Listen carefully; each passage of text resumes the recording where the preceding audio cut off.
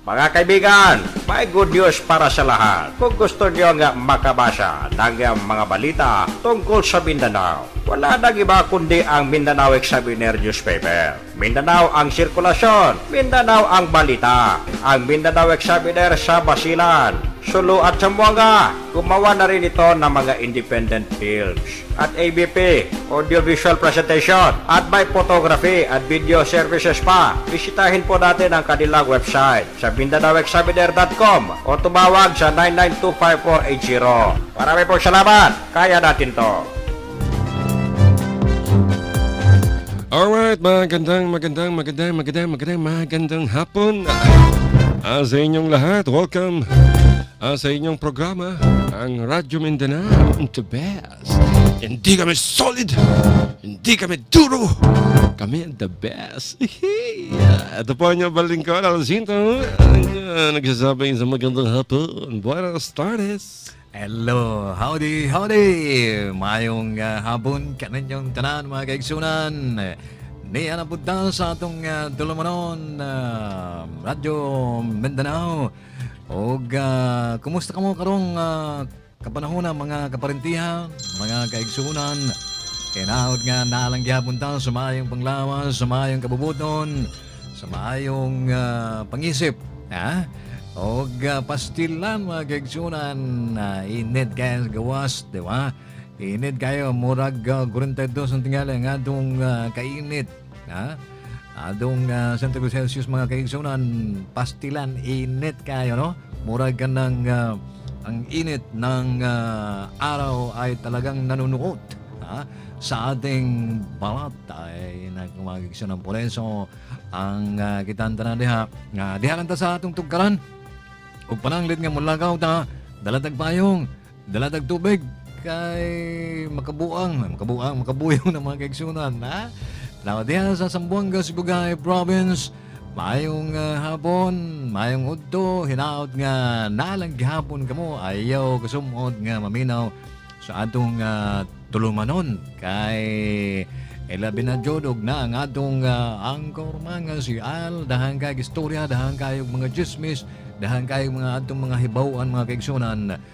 Pinagi ng atong programa kaning Radio Mindanao. O salam doon kanong katantan, mga daan, mga rayang, mga kita ng mga wagto ini. Mura-murahan, ganda ka mo rin doon hayan, biya mga mapaso, in hula, di ba? Agad, malanggan, masi-masi damayan ka magdurong ang programa na ito. Amon lang na biyahan, Radio Mindanao. Diyan ang Zamboanga del Sur, pastilan, kusog lang gihapon ang signal sa kining RBND Triple X. Matod pa nilang kini number 1, dili may number 1, dili may number 2, dili po daw may sulit, dili po may unsa ni kanang duro, kanang gahi. Kami the best lang gihapon mga kaigsunan, di ba? Ug pastiran lipay lang gihapon sila diha sa Zamboanga del Norte, kay lagi nakadungog sila, kusog kayo ang atong signal diha sa Dipolog, yan ang mga sindangan, diyan ang Triple SB, pastilan, kusog lang gihapon diha. Basta ganay kining atong istasyon, asa-asa maabot mga kaigsunan, ayaw po nalalom sa yuta, ayaw po nalalom sa dagat, kay lahi na po na, no? But anyway, diha ni aning asa pa madabi na Johnson, kusog lang gihapon ang atong signal diha, daghang kay na minaw, ay labi na jod, pastilang lipay kayo sila diha. Sadya kayo ang probinsya sa Basilan, kay Tibuok Basilan, ang probinsya sa Basilan mga kaigsunan na makuha o daghang naminaw sa ato ang tulumanon o sadya lang gyapon ang tagahulo, kay lagi diya sa Sulu, kay lagi entero probinsya sa Sulu, pastilan kusog kaayo ning atong estasyon mga kaigsunan, kay naayon saya mag-text sa tuwa dere nga dito sila sa luyo ni anang Sulu, ay kusog daw kayo, labi na ng mga sabdapit sa baybayon, ilabi na dyan dito sa kuan kining bukid, kay taas-taas ang singa kaigsunan, abot ka na sa mga baybayon, unos na pagkakatong dito sa bukid-bukid, kay taas man to sila. O sa tawi-tawi mga kaigsunan, daghang mag-text dito sa tuwa, Ayon sila nga dili na baundir ang ilang mga ngalan kay di po sila sugot basta isa naminaw lang gihapon mi sa inyong tulumanon bisag dili na daw sila i-greet basta naminaw sila sa adong tulumanon. Unya usahay naabot magteksto dito sa mga Sabah, Malaysia. Kusog lang gihapon ang atong signal mo lang lagi tibuok Mindanao mura gaabot sa atong signal mga kaigsunan. Oh, dyan sa Basilan. Dami nakikinig sa atin dyan. Si Al Amin, magandang hapon.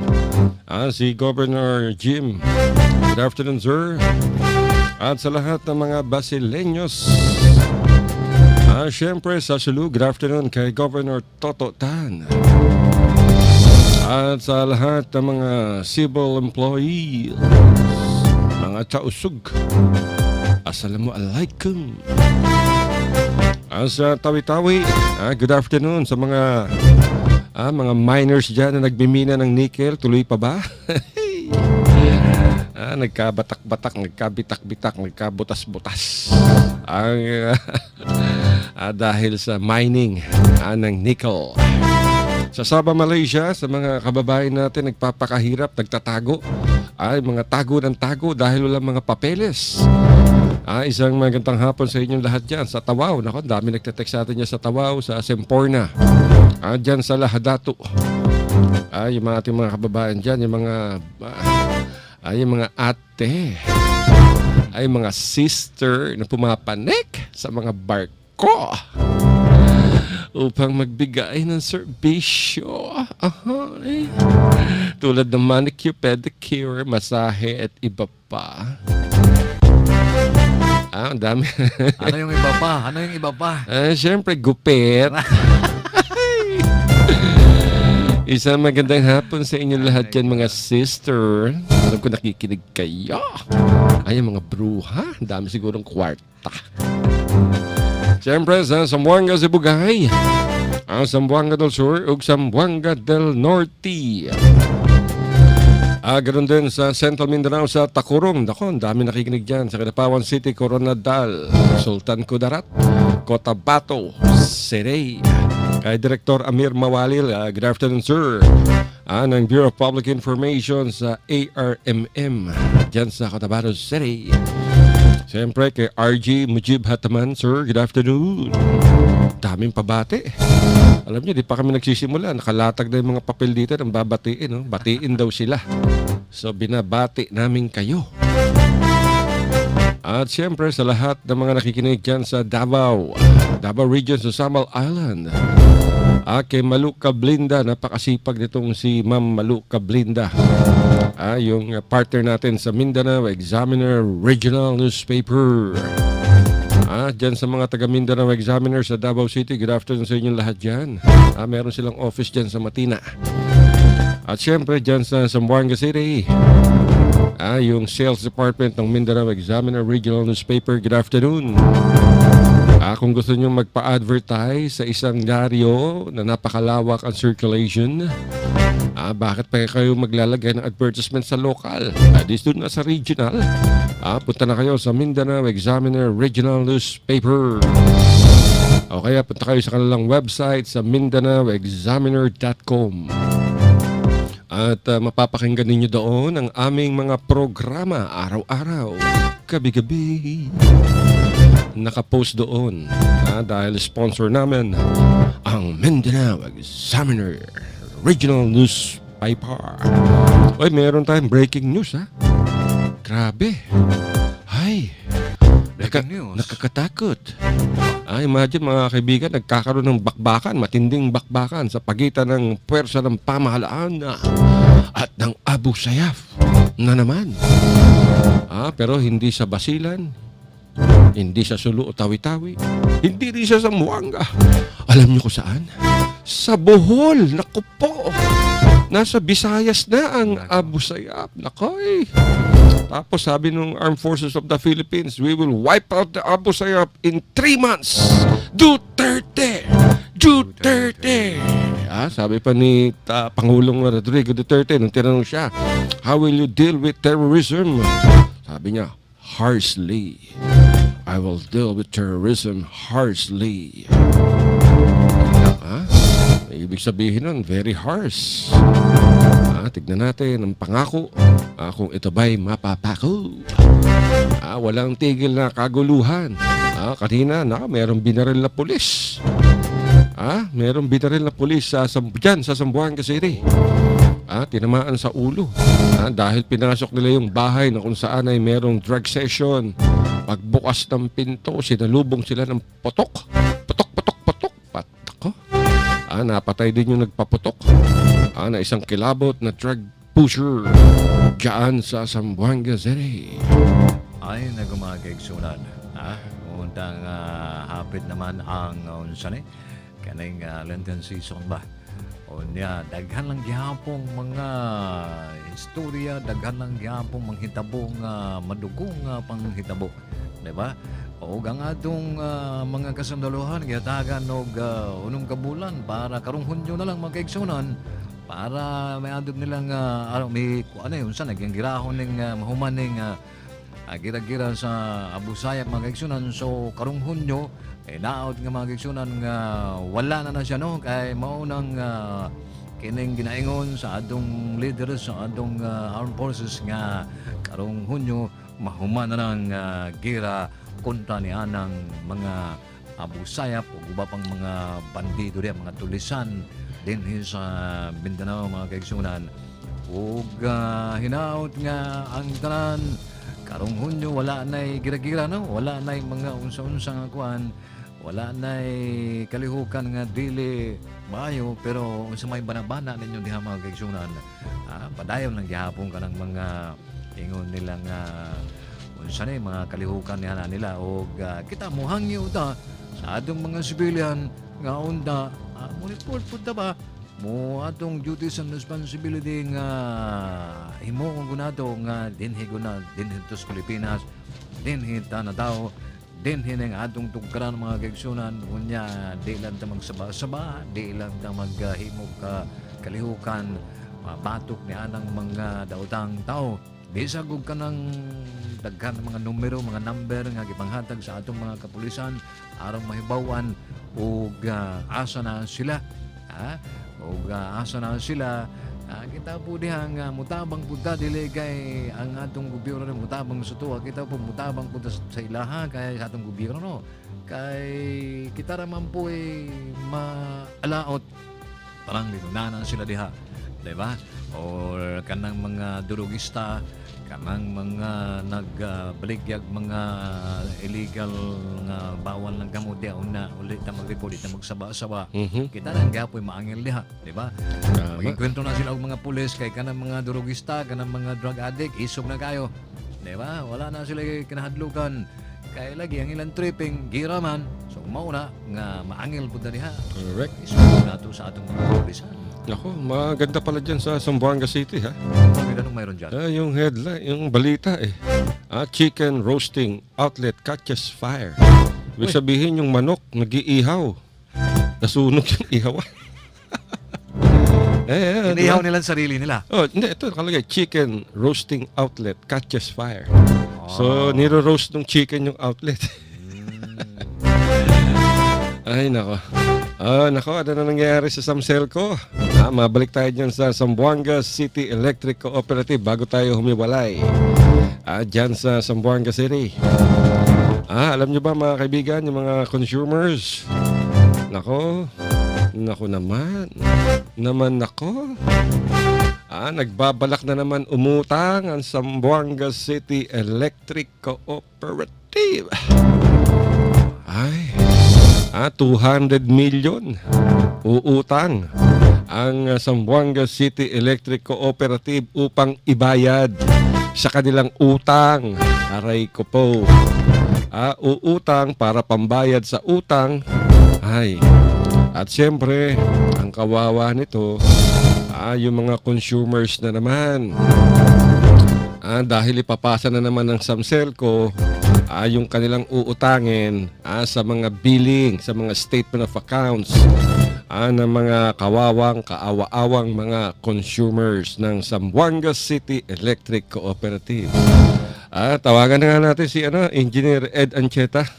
Patawagan natin. Sino makikipagpustahan? 50, manalong 100. Sabihin na naman ng Samselco, wala po dito si manager. nasa meeting, o kaya nasa field, o kaya out of town. Aber, tignan nga natin. Tawagan natin si Engineer Ed Ancheta o kaya yung kanyang PIO. Tignan natin mga kaibigan. Kailangan PA, kailangan marinig namin yung sasabihin mo. I-live natin sa radyo yung tawag para mapakinggan ng mga publiko at ng mga consumers.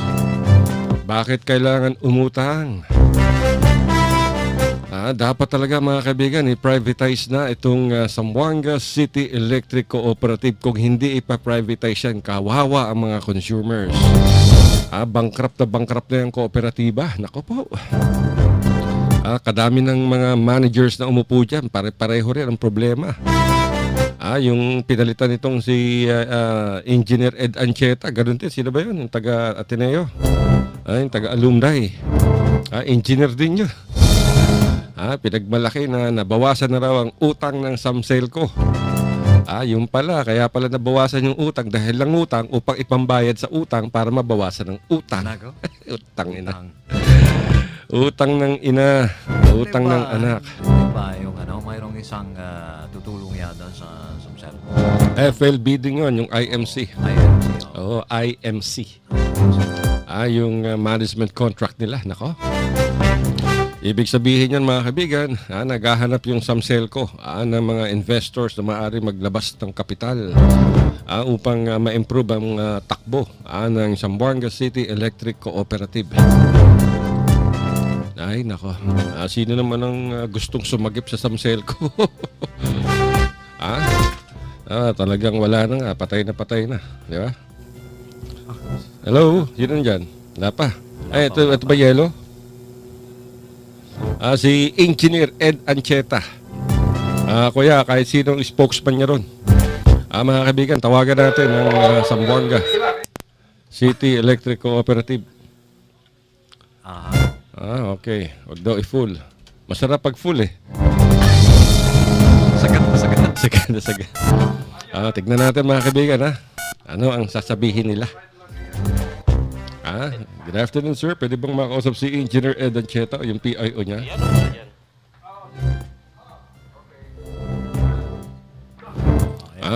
Alamin natin, mga kaibigan. Opo. Upang malaman kung ano ang dahilan at kung ano ang mga hakbang, mga kaibigan, upang maayos itong problema ng Samselco. Although hindi naman makakolekta ang Samselco ng 100% sa mga consumers. Ang problema rito sa tingin natin yung systems lost. Hello? Ay, good afternoon. Yes, sir. Opo, si Alasinta po ito sa DXXX dito sa Radyo Mindanao. Pwede po makausap si Engineer Ed Ancheta, may tatanong lang po kami. Okay, sandali po, i-transfer ko lang po doon sa sekretarya. Opo.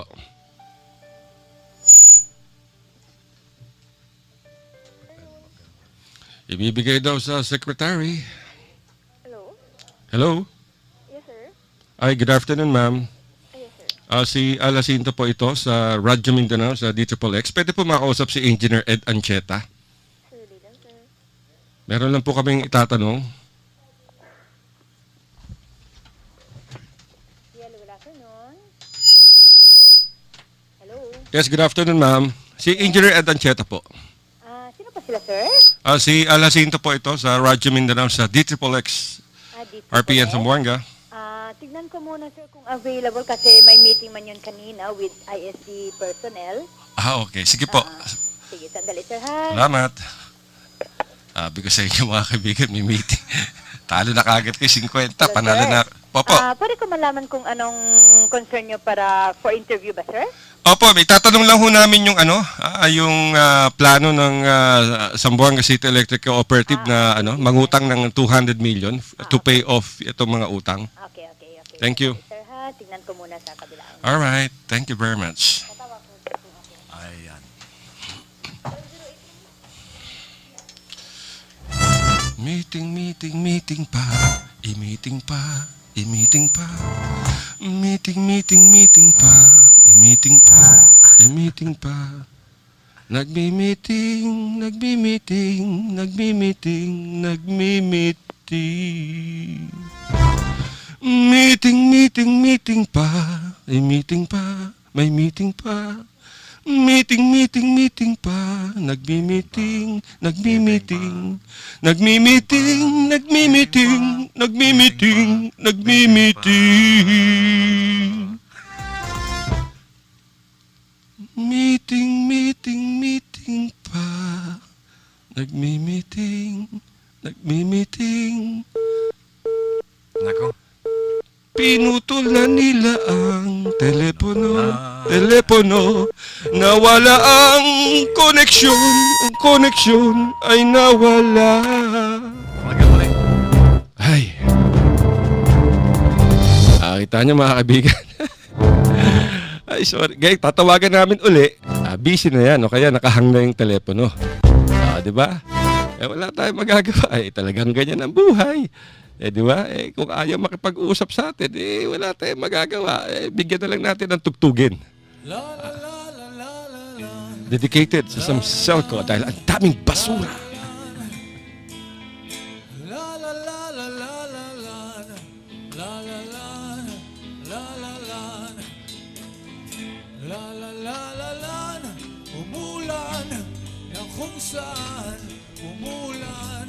Umulan sa lansangan, umulan. Ayan, dedicated dyan sa Dyan. Tapon mo.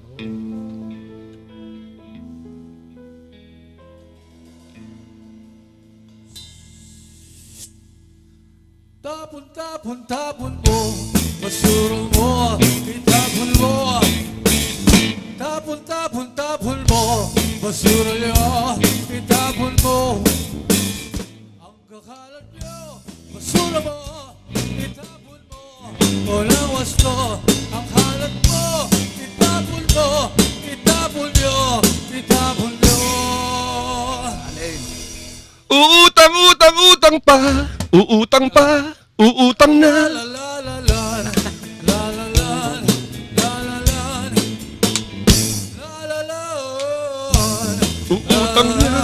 Uutang na. Ang samsel ko, uutang na. Kawawa na man kami. Ang samsel ko, uutang na. Kawawa.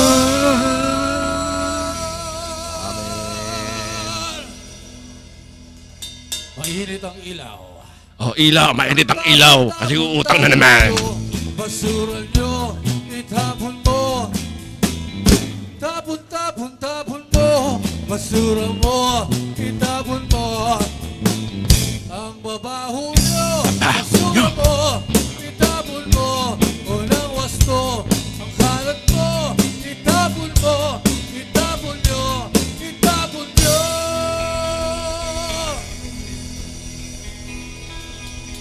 Basura mo, itapon nyo lang, hindi kayo mabasyo.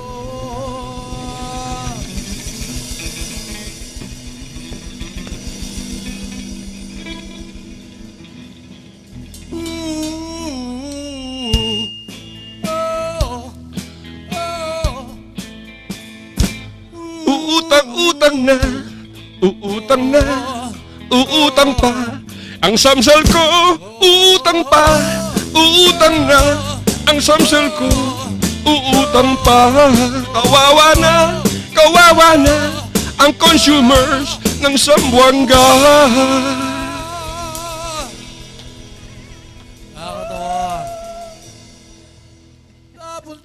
Tapon mo.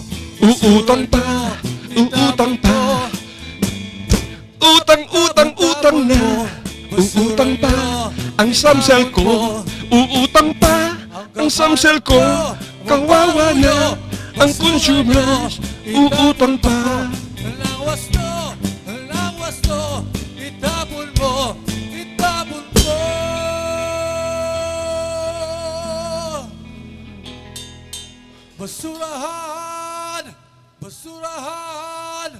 Basurahan sa lansa.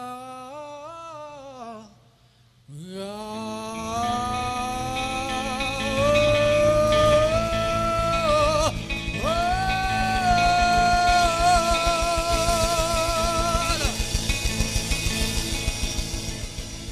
Yeah! Basura mo, itapon mo, uutang pa ang samsel ko. Asensya na mga kaibigan, ayaw makapag-usap ng mga opisyal ng Samselco. Si Engineer Ed Ancheta upang maliwanagan ng publiko sa napipintong pag-utang na naman ng 200 million upang ipambayad sa bangko. Dapat na talagang i-privatize mga kaibigan ng Samselco. Walang paroroonan ng Samselco. Lubog na lubog sa utang. Mahigit 1 bilyon ang utang ng Zamboanga City Electric Cooperative. Hindi nakokolekta ng maayos. Talagang hindi naman makukolekta ng 100%. In fairness naman sa Samselco, very efficient yung kanilang collection. Although hindi na aabot, talagang imposibleng maabot yung 100%. So dapat talagang masugid itong pagdi-disconnect sa mga malalaki ang utang. Ang problema rito, dapat ayusin ang systems loss. Naku po, kalaki-laki ng systems loss. Nakita niyo naman yung mga poste ng ilaw. Naku po, umaga na, tanghaling tapat, hapon nakaasindi pa yung ilaw. Buti sana kung LED ang ginagamit. LED lights, hindi. Mercury. Yan ang ginagamit nila, yung kulay dilaw. Mercury yan, mercury lamp. Marami tayo nakikita dyan, mga poste ng ilaw nakabukas. Yung mga illegal connections. Dapat sampahan ng kaso yung may mga illegal connections pag nahuli. Hindi, sasabihin ng Samselco, wala kasing gustong mag-witness eh. Kung walang gustong mag-witness, tinanggal nyo na nga yung connection ng illegal eh. Dun sa bahay nung illegal connection, sabihin nyo walang mag-witness. Ayan ang problema. Kayo naman, malaki yung utang, bayad kayo, nako. Yung mga government agencies, yung iba pa, yung malalaki. Kailangan talaga buksan na ng Samselco yung records ng kanilang accounts receivables. Upang malaman natin. Kayang putulin yan. Hindi siguro kasi kung kayang putulin yan, matagal nang nakabayad ng utang ng Samselco. Di ba? Mahirap eh. Kailangan mo dyan ng political will. Di ba? Pero mga kaibigan, mag-commercial break muna tayo. May good news para sa lahat. Kung gusto nyo nga makabasa ng mga balita tungkol sa Mindanao, wala nang iba kundi ang Mindanao Examiner Newspaper. Mindanao ang sirkulasyon, Mindanao ang balita. Ang Mindanao Examiner sa Basilan, Sulu at Zamboanga. Gumawa na rin ito ng mga independent films at ABP, audiovisual presentation, at may photography at video services pa. Bisitahin po natin ang kanilang website sa MindanaoExaminer.com o tumawag sa 9925480. Marami pong salamat. Kaya natin to.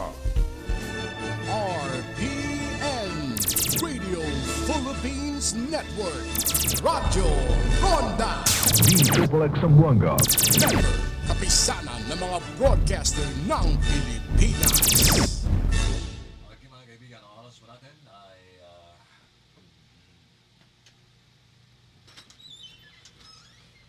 ay ganap ng anong oras na ba? Alas 2:30. Okay mga kaibigan, tuloy-tuloy pa rin po tayo sa ating palatuntunan ng Radyo Mindanao. Dati noon ito mga kaigsunan nung anong inaanay man ang Samselco, mangutang na po daw niya ang pabayron, kita na po mga consumers taga Zamboanga City, diba? Na tayo makaluluoy, dagambay ang mga utang ng mga opisina sa gobyerno, pero nga nung di man na nila mapudlan-pudlan, diba? Unya ang unsani ang kita mga konsumidores nga pinubli rin daw mga residential 2 ka bulan, kung labay-labay na 2 ka bulan o sa kabulan, wala putlan tayo ka. Ang uban diha itong mga dako-dakong mga establishmento sa gobyerno o sa baliha milyones ng ilang utang nganong di man na nila maputlan dayon. Kita gani Allah pudlan na yun. Oo. Kami nga eh. Yung kuryente ko sa bahay, 300 lang eh. Utang ko, pinutulan ako dahil hindi ako nakabayad after 2 weeks. Tapos sabi sa akin, sir, kailangan niyo magdeposito ng 300 uli. Hirap na ako sa pagbabayad ng 300. Magdideposito pa ako ng 300. Ang baba-baba ng binibigay sa akin sweldo rito sa Radyo Mindanao, 2,000 isang buwan. Paano ka pagkakasya niyan? 8 yung anak ko. 67 years old na ako. Meron pa ako maintenance. Diba? Tapos 300 lang eh. Mabuti, nakautang ako ng 5-6 sa Indian dyan sa palengke. Imagine, 1,000 ang bayad eh, 1,200 eh. Gusto ko nga takutin yung Indian, may utang pa ako ngayon. Sabihin ko sa kanya, bawal na yan. Kailangan, quits muna tayo. Di ba? Anyway, nako. Wala na tayong magagawa dyan. Kailangan kapit patalim. Pero dapat talaga i-privatize na ang Zamboanga City Electric Cooperative. Magpabidig na kung sino magte-take over dyan. Pero mas pabor ako sa Meralco. Ayaw ko sa Avoitis. Ayaw ko rin sa San Ramon Power Incorporated. Kasi gusto nilang magtayo ng maruming coal-fired power plant sa Zamboanga City, mga kaibigan. Magkikreate yan ng malaking polusyon sa Zamboanga. Hindi kaagad mararamdaman ng polusyon, pero sa katagalan yan, ako, maniwala kayo. Pwede nyo namang i-google yan. Ang masamang epekto ng coal-fired power plant sa kalikasan at sa environment, diba? Sa hangin. Baka dumami ang kaso ng asthma dyan sa Zamboanga City at mamblema pa. Si Dr. Rodeline Agbulos, ang City Health Officer. Di ba, Doktor? Pag marami ang asthma, delikado. Alam naman ni Doktor yan, di ba, Doktor? Pag may asthma, nako, magastos yan. Kailangan mong uminom ng Montelukast. Kailangan mo uminom ng antihistamines. Ay, paano ka pakikita niya? Kaya, mabuti yung mga taga-Talisayan. Ayaw nila ng dirty coal-fired power plant. Kaya sila nagpuprotesta. Ay, naku mga kaibigan. Anyway, eto, may pumasok na namang balita sa atin. Mga kaibigan, eto, kahapon lang nating pinag-uusapan yung lindol. Ako po. Lumindol na naman sa Mindanao. Kagabi, lumilindol sa amin eh. Yung taas ng bahay namin eh. Sabi ko, bakit gumagalaw yung bahay? Alam nyo, umaarkila ako ng kwarto. Siguro yung landlord namin, ewan ko anong ginagawa. Alas 10 ng gabi. Walang pakialaman yan. Yung pala, inuurong yung cabinet. Sabi ko, wala ba't tumutulong dyan sa pag-uurong ng cabinet? Lumalangit-ngit yung kawayan na sahig. Ay, nako. Kaya kailangan makakita na ako ng bahay na medyo hindi kawayan. Ang problema pa dyan, pag may natapon sa taas, tulo sa baba. Pag natutulog ako, nakanganga yung bibig ko. Minsan, ano yun? Kala ko na naginip pa ako. Yung pala, natapon na yung tubig. Ay, nako. Anyway, mga kaibigan, niyanig din naman ng 3 lindol ang ilang bahagi ng Mindanao kaninang umaga. Nako po. Unang naitala ang magnitude 4.4. Dakong alas 10:40. At ito'y nasundan ng magnitude 4.8 kaninang alas 10:50. At yung ikatlo ay may lakas na magnitude 4.5. Bandang alas 11 naman to. At naitala ang epicenter ng lindol dyan sa may silangan ng Governor Generoso, isang bayan niya mga kaibigan sa Davao Oriental. At ayon sa Philbox ay pawang tectonic ang pinagmulan ng 3 pagyanig. At wala namang inaasahang pinsala at wala pang naiulat ng mga aftershocks. Nako, eto na nga ba sinasabi natin? Malapit dito sa atin yan. Okay, dyan lang, kagabi lang may lindol. Yung pala, naglilipat ng cabinet. Akala ko papag yung lumilindol. Yung pala, yung cabinet na inuurong nung aming landlord. Ay, nako. Pero mga kaibigan, ako, ito inamin ng New People's Army yung ginawa nilang raid nung isang araw dyan sa bayan ng Magpet sa North Cotabato. At sinabi sa Radyo Mindanao ni Rigoberto Sanchez, mga kaibigan, yung isa sa mga tagapagsalita ng rebeldeng grupo, na pinasok nila yung isang barangay dyan sa bayan ng Magpet. At ang matindi rito ay naka-uniforme itong mga rebeldeng New People's Army. Nakasuot ang uniforme ng militar. At una nilang pinuntahan itong si Barangay Kapitan Michael Lingaro. At doon ay ito si Michael Lingaro, mga kaibigan, ito yung barangay captain ng Mahongkog dyan sa naturang bayan. At sa pahayag nitong si Rigoberto Sanchez sa Radyo Mindanao ay sinabi niya na walang nasaktan o napatay sa ginawa nilang pagpasok sa barangay Mahongkog. At doon ay dinisarmahan nila itong si Barangay Kapitan Michael Lingaro. At sumama pa itong si Michael Lingaro sa mga NPA na pinuntahan yung mga members ng Barangay Police Action Team. At isa-isang kinuha yung mga armas. Sinabi ni Sanchez, mga kaibigan, na nakumpiska nila ang dalawang M16 automatic rifle, isang M4 Bushmaster assault rifle, dalawang M14 rifles, dalawang M1 Garand rifles, 4 na carbine, dalawang M79 grenade launchers, 4 na 45 caliber pistol, dalawang 9mm pistol, isang Uzi submachine gun, at isang dosenang mga shotguns at iba't ibang magazine na bala. Tinangay din ng mga nakuha din ng mga rebelde ang isang dosenang mga vest at 4 na military radio sets.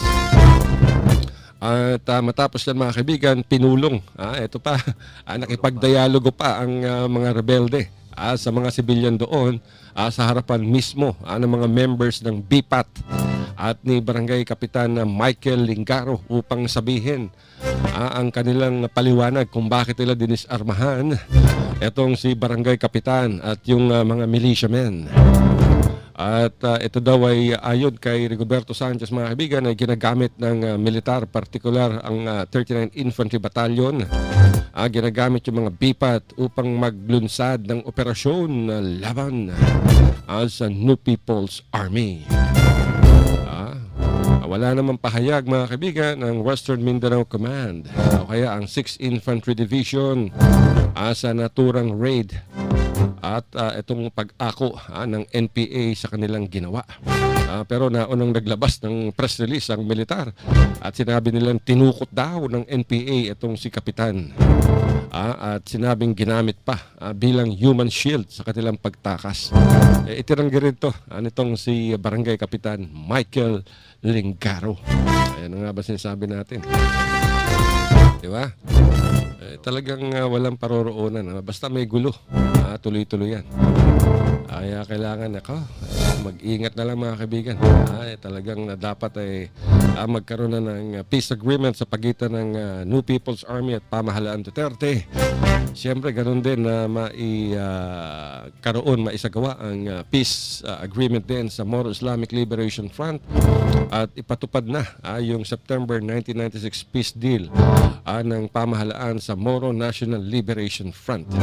At ituloy na yung federalism upang yung mga bangsa Moro na ang magpasya kung ano ang gagawin dito sa mga rebelding BIFF, Abu Sayyaf at iba pang mga jihadist group. Katulad ngayon, mga kaibigan, dumating na kanina si Pangulong Rodrigo Duterte sa Saudi Arabia upang simulan ang kanyang 3 araw state visit doon. Actually, dumating siya kagabi dyan sa Riyadh. Bandang malapit ng alas 10 ng gabi ang oras sa Riyadh o alas 2:43 kanina. Oras sa Pilipinas nung lumapag ang eroplano nitong si Pangulong Duterte. Kasama niya si Mocha Uson. Sino yan?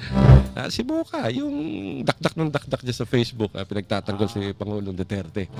Member to ng yung sexy group na Mocha Girls, di ba? Oo, Mocha. Grande Mocha. Kagad naman dumiretso mga kaibigan si Pangulong Duterte sa kanyang hotel o villa.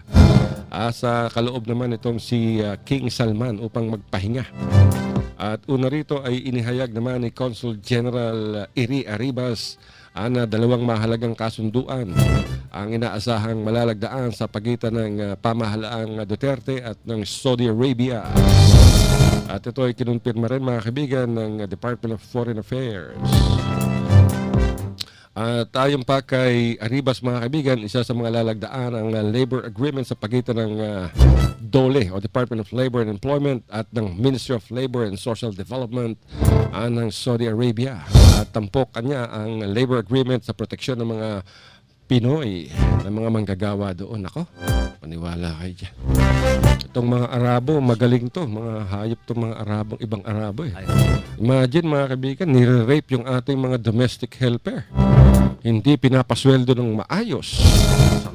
Oo, salbahe itong nako. Ayoko sana magsalita. Baka sabihin racist tayo, pero walang hiya talaga itong mga ibang Arabo. Imagine yung mga babaeng Pilipina, nako, baka kita sila ng babaeng Pilipina, yung laway nila tumutulo eh. Kala mo baka asong ulul. Re-rapin yung mga Pilipina. Pagkatapos ng rapin, ipapasa pa sa ibang kamag-anak. Pagkatapos ng mga ibang kamag-anak, sa kaibigan. Pagkatapos, ibibenta pa. Ginagawang sex slave. Kasi alam mo, sa Saudi Arabia, mahigpit. Mahigpit ang batas dyan. Kaya yung mga lalaki, yung mga Arabo, mga ibang Arabong manyakis, kahit lalaki, maputi, magandang lalaki, hahabulin ka. Basta walang bigote. Basta walang bigote. Diba? Grabe dyan mga kaibigan.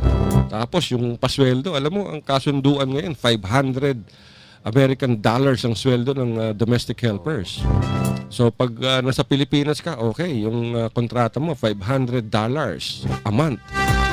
Pero pagdating mo naman sa Saudi Arabia, nako, 250 ibibigay sa'yo, 200. Talagang, kaawa-awa. Kaya kung makikita ninyo sa mga balita, mga kaibigan, sa television, sa mga radyo, maraming mga distressed OFWs ang nakatira sa compound ng mga embahada at konsulado natin. Kawawa naman. Nabuti na lang itong si Secretary Bello nagpunta talaga sa Saudi Arabia at iniligtas itong mga distressed OFWs. Binigyan ng ticket para upang makauwi. Yung mga iba naman ginawa ng paraan upang makapag-apply sa ibang kumpanya. Kaya kung ako sa inyo mga kaibigan, yung mga nagbabalak, yung mga ating kababaihan, yung mga nagbabalak na pumunta sa Saudi Arabia upang magtrabaho bilang domestic helper, kalimutan nyo na yan. Kawawa kayo, maniwala kayo. Nasa media kami, alam namin ang nangyayari dahil ang dami namin natatanggap na balita. Yung migrante, nagbibigay sa atin ng balita yan. Kaya, alam namin. Kaawa-awa ang lagay ng ating mga Pilipino dyan sa Saudi Arabia, mga Pilipino, mga Pilipina. Tapos meron pa mga tiwaling empleyado ng konsulado dyan at ng embahada. Kakwartahan ka pa, ibibenta ka pa, hindi ka pa pakakainin, mumurahin ka pa ng mga animal na to. Kayo mga Pilipino talagang naglalagay sa alanganin ng kapwa nyo. Alam nyo kung saan mabuting magtrabaho kung gusto nyo mag-domestic helper? Sa Singapore. Mataas ang bayad sa Singapore. O kaya sa Hong Kong. Ayan, Hong Kong at Singapore. Kaya ako magdo-domestic helper ako next year. Ang daming gwapo. Nirepin ka doon. Ay, sige lang. Joy! Mga kaibigan, Hong Kong at Singapore. Ayan, kaya lang mababa ang bayad sa Hong Kong ngayon, 6 pesos and 50 centavos. Pero ang ang mataas na bayad sa Hong Kong yung mga caregiver. Yung mga nagbabantay na matatanda. Kaya kung meron kayong panahon, mag-enroll kayo as caregiver. At hindi lamang domestic helper, pag meron kayong konting pera sa lapi, mag-enroll kayo as caregiver dahil malaki ang bayad sa caregiver. Doble o triple sa tinatanggap ng mga domestic helper. At sa Singapore, medyo malaki ang bayad. 35 pesos yata isang Singapore dollar. I'm not sure. Pero ayun yung huli kong nabalitaan yata. Di ba? Alam niyo, sa Pilipinas, walang sapat na trabaho. Kita nyo kami, daldal kami ng daldal sa radyo. Yung mga iba, nasasagasaan namin. Galit pa sila sa amin. Akala nila sila sinasagasaan. Hindi naman kami nananagasa. Kumakanta lamang kami. Imagine, 2,000 lang yung tinatanggap namin ni Abdel dito. Buti pa si Abdel, malaki yung tinatanggap dito. 3,000. Ako, 2,000. Ay, paano makakabili? Kaya kami, almusal namin dito, Maggi. Tanghalian, Maggi. Merienda, Maggi pa rin. Gabi, Maggi na naman. Kaya yung tanungin niyo mga kaibigan, yung mga empleyado dito sa Radyo Mindanao at sa DXXX.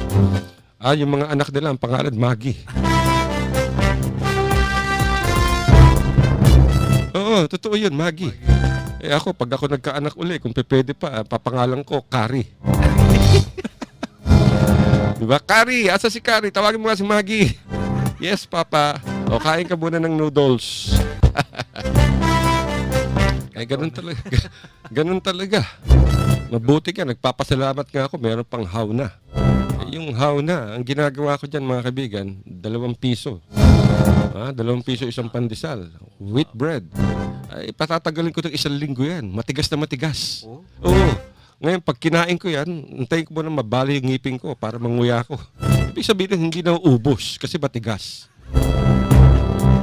Pag matigas na, isasawsaw ko sa kape ngayon. Di ba? Tapos sisip-sipin ko yun. Ako, sarap. Sabi sa akin nung minsan, nag-guess yung isang foreigner dito, why are you dipping your bread in coffee? Why? What's wrong with it? It's good. Why don't you try it? Oo, sabi niya, yeah, we Filipinos are clean, you know. We dip our bread in our coffee, so it's clean. So before we eat that, it's clean. Sa tawa-tawa siya. Tapos pag uwi niya sa Canada, you know, hey Al, hey buddy, how are you, mate? I did what you did. Why, what's that?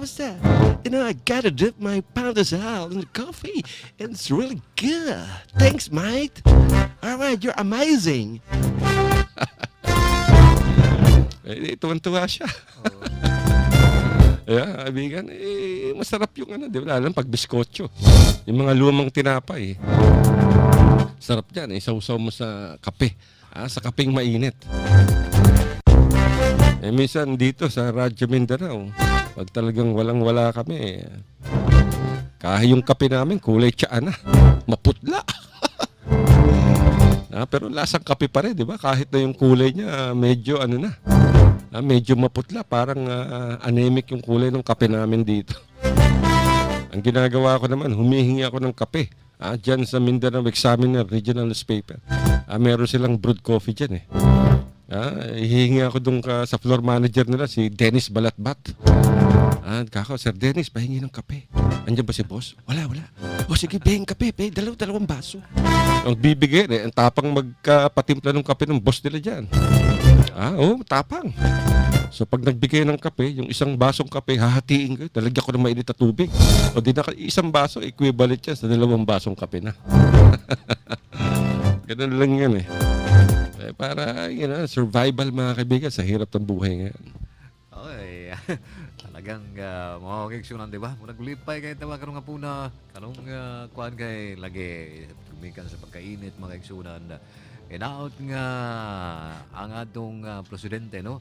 Nalipay ang atong mga OFW dito sa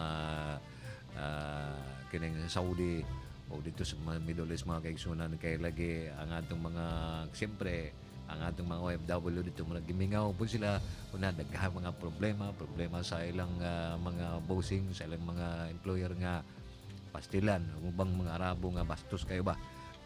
Ubang manyagis kayo, ibalo naman ta ng mga Arabo sa una kay asa man ang gawa sa mga gipadala ang mga propeta kung dili diha sa Middle East mga kaigsunan, di ba? Bud pasabot ang katong mga Arabo sa una mga salbahe. Unsa mga gipang panghimo nila sa una na hantod karon, pwede lang pud sa mga uban nga maayo na, di ba? Hantod karon naalang gyapon ang pagkasalbahe nila ba? Porque kita gamay tao kitang Pilipino rata, yan ang pasisingka-singkahan ba mga kaigsunan, di ba? So, mo nang aron mabusang moral sa mga atong mga kaparentihan, atong mga kaigsunan, mga OFW nga trabaho dito sa laing nasod, aron malipay po sila, una hinaot nga ang naay madala ang atong presidente pag-uli niya dito paingon diri stua kay naay mga mga napreso dito mga OFW, naapay mga unsa ni naapay nakasalang sa death row. Unaot nga karong Ramadan kay lagi kaning Ramadan sa Muslim pa ni usa ka bulan nga unsa ni nga usa ka bulan nga holy ba, di ba? So dako na sa mga Muslim hinaot nga katong mga nagakulong nun ay mga kaso-kaso dito. Kinsa man koy gusto nga makakaso dito lagi ikaw lagi nga gamay Pilipino ra ka, gamay ra ang taon niya, among-amungan ka sa bahin ka dito sa mga Arabo. Siya musukol na lang kontra nga sakit pait kayo ang kinabuhi nila dito. Siyempre musukol na lang ikaw god. Bisag ka nang iruin taon nga imo nang kumidahan, imo nang imo nang patiran, maak man na, di ba? So, anyway, talagang ganyan. Naapay mga kuwan dito si ang presidente, naapay mga mag-invest nga dito nga mga Arabo. Okay. Marami. I'm sure na maipagkita ang Tatay Digong Duterte, mga kaibigan, sa mga OFWs. Yan. Oy, nako, ito yung follow-up natin. Nagpadala sa atin ng report yung ating correspondent dyan sa Cebu. Courtesy ng Cebu Examiner at Mindanao Examiner Regional Newspaper. Kinumpirma na mga kaibigan ng Armed Forces of the Philippines at ng Philippine National Police na isang sundalo ang patay. Ako po. Sa bakbakan sa Bohol. Kanina to mga kaibigan, kaninang umaga, nakipagbakbakan yung mga security forces sa isang grupo ng mga Abu Sayyaf. Tatlong sakay pala itong Abu Sayyaf mga kaibigan ng tatlong speedboats. At diyan dumaong sa Sitio Ilaya, sa Barangay Ilaya, sa bayan ng Inabanga. At nagkaroon ng bakbakan. Pero na-corner tong mga Abu Sayyaf ngayon, kaya napakadaming sundalong ipinadala dyan sa lalawigan ng Bohol upang tapusin itong mga Abu Sayyaf na hinihinalang titira o magkikidnap. Ito yung unang sinabi ng US Embassy na napraning sila sa Abu Sayyaf. Meron daw report na magkakaroon ng kidnapping operations ang Abu Sayyaf dyan sa Visayas. Kaya't sinabihan nila yung mga Amerikano na iwasan ang pagpunta dyan sa Visayas dahil nga dito sa banta ng Abu Sayyaf. Yung Australia rin mga kaibigan, gano'n, naglabas na rin ng advisory. At sinasabihan ng mga Australiano na iwasan ang naturang lugar. Lahat na lang iniiwasan nila. Huwag na kayo pumunta sa Pilipinas, ba? Ay nako, mga kaibigan, wala na kaming oras at paalam na tayo. Ay, naku mga kaisunan, kusog kayo ang ikot sa atong orasan des dinding. Pero manamilit na mga kaisunan, sunodog manapod, kinilang gyapon si Abdi Maingon nga, dagang salamat sa inyong pagpaminaw. Wala na talaga tayong oras mga kaibigan, pasensya na. Dahil wala na talaga. Hanggang bukas meron pa ba tayong programa? Meron pa tayo, di ba? Bukas meron pa. Ako, naghang na naman kami rito. Naghang yung aming hindi namin makakalabit na to. Ano ba nangyayari dito? Sinapian na naman ng masamang espiritu itong aming computer. At nung nakaraan taon pa to siguro itong aming computer dito ayun, okay na. Tumayo lang si Bossing biglang naging natakot sa PA natin na si Ninyo. Bueno mga kaibigan, nais namin pasalamat sa lahat ng mga nakinig sa atin sa isang oras na nakinig dito sa radyo programa ninyo ang Radyo Mindanao. Hanggang sa susunod na bukas mga kaibigan, ito po ang inyong lingkod, Alasinto, nagsasabing isang mainit na hapon at nag-iiwan kami ng kanta, isang awitin para sa lahat, para sa lahat sa inyo na mahilig dito. Hanggang sa susunod na bukas, I love you, Mama, chup chup. Tatawag siya sa Diyos.